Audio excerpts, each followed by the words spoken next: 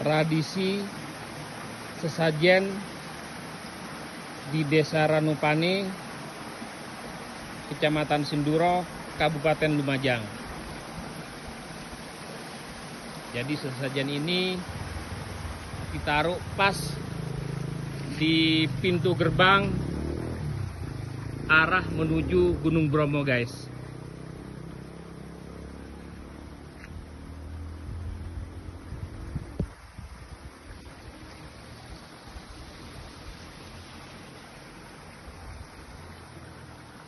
Ini arah ke Lumajang.